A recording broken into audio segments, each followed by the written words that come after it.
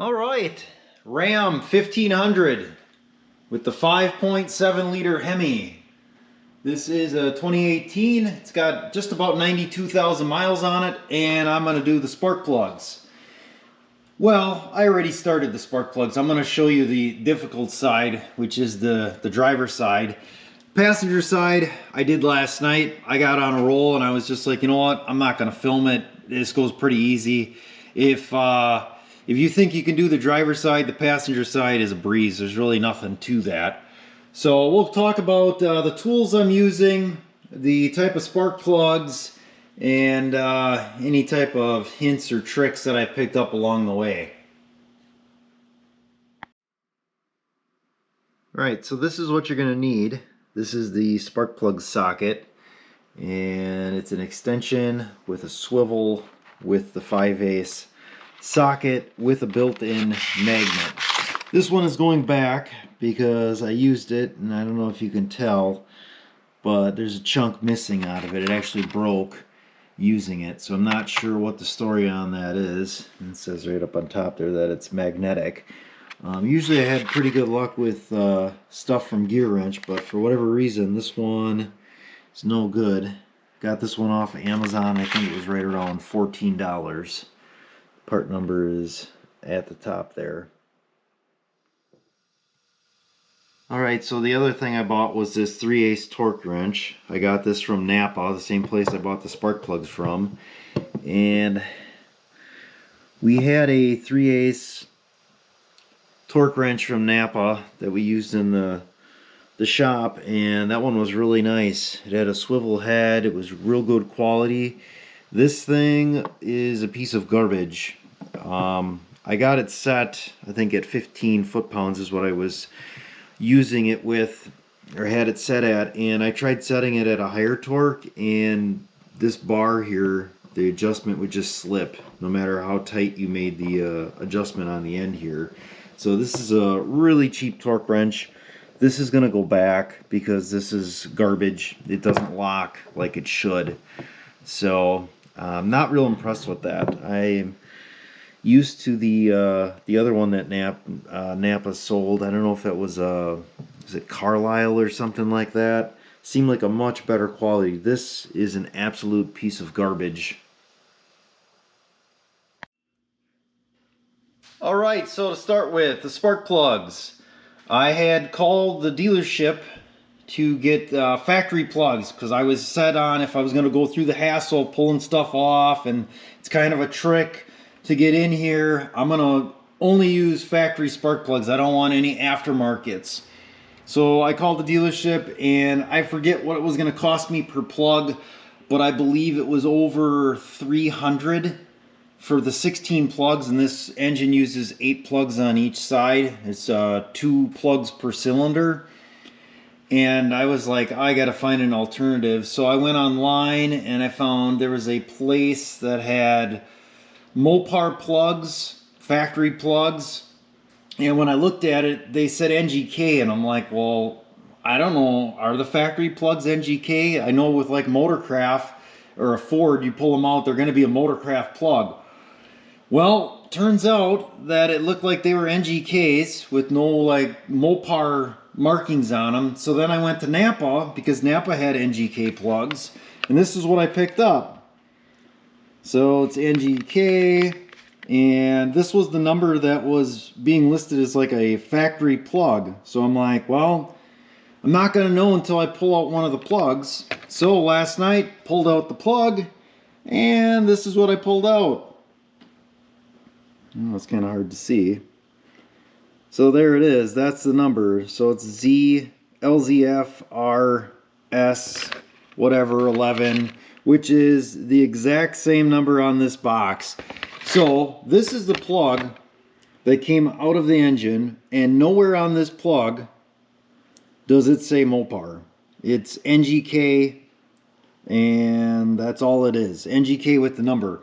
So I would have been extremely displeased with buying a factory plug from the dealership, finding out that this is the plug from Napa, and these plugs were $13 a piece, so still quite pricey, but considerably less than what I would have paid going through the dealership. So this is what we're putting in. This is the factory plug, and I feel much better about that. So to remove any of the spark plugs, you got the coil pack that's going to be up on top here. It's going to be two screws or 2 bolts, whatever you want to call it. There's one up on top here, and then diagonally on the bottom here. So you got a top and a bottom, and they come across diagonally. I don't know if you can see.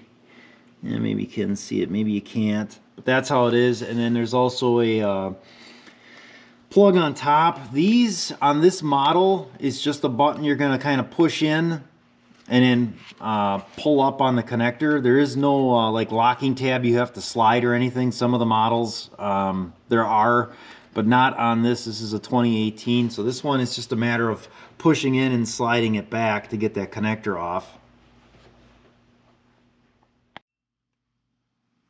All right, so this is the passenger side. You can see the bolts a little bit easier. So you got one on the bottom, one on the top. They're diagonal from each other. It's going to be a 10 millimeter to break those free. They're not extremely tight. I used a small drive on those to get them off. Here's your connector that I'm talking about. So thumb on this side, you're going to push, and it just slides right off. Like I said, there's no locking tab like some. And you can kind of see right in here is where you're going to want to push down. And then to reinstall, they just kind of click back on. So there's not too much to those, pretty simple. All right, so here's the new plug, just for comparison there. They are pre-gapped. You can go through and obviously check that as well. It's always a good idea to double check to make sure that the plug is gapped to the right amount. I've seen a lot of guys put anti-seize or never seize on the threads. I don't like that because I feel like that's going to change your torque spec, which on another note is I'm not even sure what these are supposed to be torqued to. The guy at Napa told me like 20 foot-pounds. If you go to NGK's website, they say for a 14 millimeter thread with the gasket and an aluminum head, somewhere between I think it was 18 and 21 foot-pounds, and I know a lot of places online say 13 foot-pounds. So I've been putting them in at 15, and it's not dry, but without never seize. So I've actually just been using a little WD-40. I just put a little bit on here just so that when you put the spark plug in, it doesn't squeak. Typically I'd use a drop of motor oil otherwise, just on the threads. I don't like putting never seize or anti-seize on just because that could increase the torque, because you're filling those threads with that real thick, it's not a grease, it's almost like a paste. So I don't do that. Some guys will, because they're worried that the spark plug won't come out. I can say I haven't had any problems, and I've done a lot of Ford 6.2 liters, which has 16 plugs as well. Never had an issue with that, and that's how I would install them there too. I just put a drop of motor oil on the threads when I install them, and I think those were torqued around 18 foot-pounds, I think is what they were for Ford. So it's got to be close. So I would say somewhere between that, like 13 to 20 foot-pounds, somewhere in there. So I've been using my 3/8 drive, running them down until they're snug, until they stop turning with any amount of force. And then I've been putting the torque wrench on and torquing them to 15 foot-pounds. All right, so this is what I would deem the toughest one. So I got the bolts out, I got the connector off. So pull straight up, and it looks like, based on the clearance, we're going to come forward with it and kind of bend the boots as we pull this out. So we're going to bring it up like this and kind of bend it. Ooh. Wow, that's really, there we go. So I used my other hand to kind of bend it to get it the rest of the way out there. So there's that. And then for the spark plug, we're going to use our special socket here, and that shouldn't be a big deal at all. All right, so our camera actually turned off. We're getting a low battery here. But anyway, back to what I was saying was the special socket here, which I think is going to end up getting returned. this is a necessity to get in here. So I'm coming underneath, and I took the air compressor off camera here and blew out these holes. And I think the best way to do it is to bring it up from the back like this, and then it'll go down the spark plug hole like that. So, and then I'm just using my small 3/8. You got plenty of room after that. So once you get your socket. Alright, so we are definitely having GoPro issues. So I got it broke free here, and just spinning it out as we go. And because this socket has a magnet on it, we won't have any problems getting it out. So that's why this is a necessity. This brake booster just doesn't give you enough clearance. I thought I could get it with a magnet and a socket with some extensions. You might be able to do it, but this tool here is going to save you a ton of time. I've been cranking right along here. I'd say about 5 to 7 minutes on each plug here. It goes pretty quick, especially if you got all your tools laid out. So there you go. There's the spark plug. This isn't that bad at all. This driver's side is actually going quicker than what the passenger side took me last night because I have all the tools laid out already. Alright, so this 3/8 here, this is what I was using, 3/8 drive. That was to loosen all the plugs. So not very long. And then I had my small drive here, 1/8 inch drive with a 10 millimeter. I used the extension on some of them just to make it a little bit easier, and then the ones that were the clearance issue on the driver's side, I just used the socket. So not too much. This was plenty to break that free. This too was plenty. For doing the torque, which I didn't get any video of it. Torque wrench, you can get all the plugs on this side. So with the special tool and the torque wrench, you just got to kind of figure out where you had to have the wrench. So I think the first two I could get from this way down. So when I had the torque wrench in there, I was actually torquing them this way. And then I think the other ones I came up from the top and went back to get the torque on those. There wasn't enough space because of the length of the torque wrench.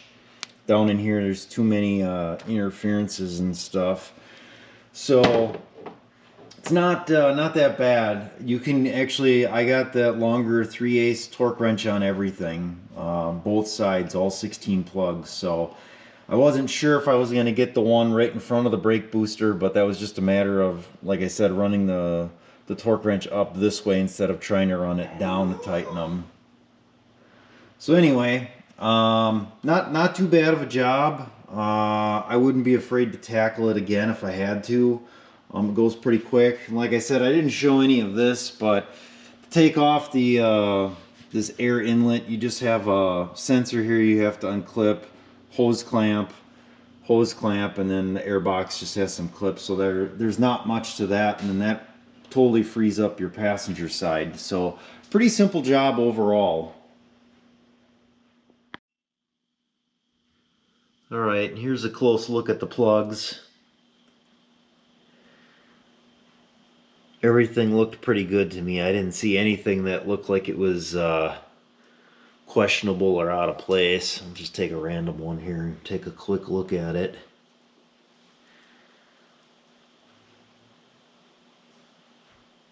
So it looks pretty good.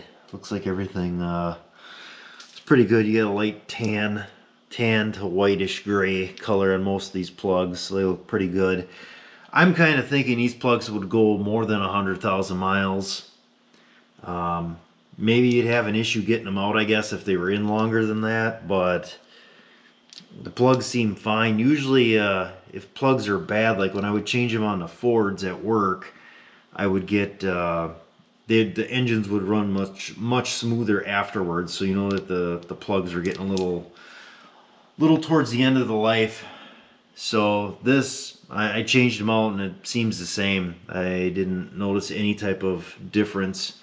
So like I said, I think these would probably go more than 100,000 miles and be just fine. Alright, so key takeaways would be: 1, shop around for the plugs. I would probably steer clear of the dealership since they're going to sell you the exact same plug at an inflated price. which is frustrating, but that's what I would do. So this is what the package looks like, and like I said, I got these from Napa. Here's what the individual plug looks like. The other thing is spend the 15 bucks and get the special socket with the magnet. That's going to save you a ton of time, and for 15 bucks it's definitely worth this job, because I would estimate probably 2 hours. Figure an hour on each side.